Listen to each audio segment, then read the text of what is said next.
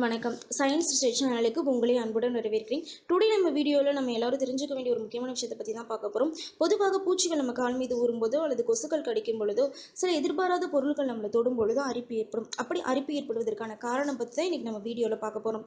உடலில் போட்டிருக்க ஆடைகள் உரசுறப்ப போல அரிப்பு ஏற்படும். பொதுவாக அந்த மாதிரி பிரச்சனைகள் வயசானவங்களுக்கும் வறண்ட சருமம் உள்ளவர்களுக்கும் தான் அதிகம் ஏற்படும். இந்த பிரச்சனைகளுக்கு காரணம் என்ன அப்படின்றத விஞ்ஞானிகள் இன்னும் கண்டுபிடிக்கல.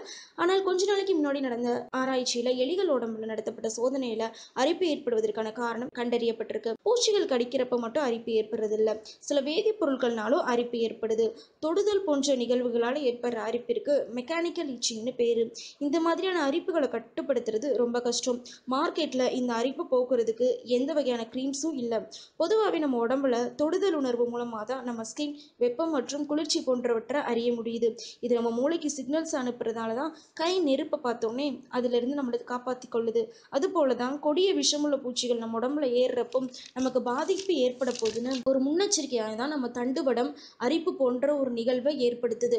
நம்ம உடம்புல இந்த மாதிரியான நிகழ்வுகளுக்கு காரணம் மார்க்கெல் செல். இவை தான் ஒரு பொருளோட வளவளப்பு தன்மை மற்றும் கடினத்தன்மையை உறுதி செய்து. இது ஸ்கின் வெளிப்புறத்தில் இருக்கிறதால தான் நமக்கு அரிப்பு ஏற்படுறது போன்ற உணர்வு ஏற்படுது. இந்த மார்க்கெல் செல்ஸ்கள் தண்டுவடத்திற்கு சமிகை செய்யறது மூலமாக தான் அந்த உணர்வு நமக்கு அதிகமாக வருது. முதலாவதாக எலிகள்ல மட்டும்தான் இந்த சோதனையை மேற்கொண்டிருக்காங்க. அறிவியல் ஆய்வாளர்கள் கணக்குப்படி மனித உடம்புலையும் இது சாத்தியம்னு சொல்ல வராங்க. என்ன நேயர்களே, இன்னைக்கு நம்மளோட சேனல்ல யூஸ்ஃபுல்லான சில விஷயங்களை தெரிஞ்சுக்கிட்டீங்கன்னு நினைக்கிறேன். மேலும் அறிவியல் ரீதியான உங்களுக்கு ஏதேனும் கேள்விகள் இருந்துச்சுன்னா கீழே கமெண்ட் பாக்ஸ்ல சொல்லுங்க. இது மாதிரி அறிவியல் சம்பந்தமா இன்னும் நிறைய தகவல்களை தெரிஞ்சுக்கணும் அப்படின்னா எங்க சேனலை சப்ஸ்கிரைப் பண்ணுங்க. நன்றி, வணக்கம்.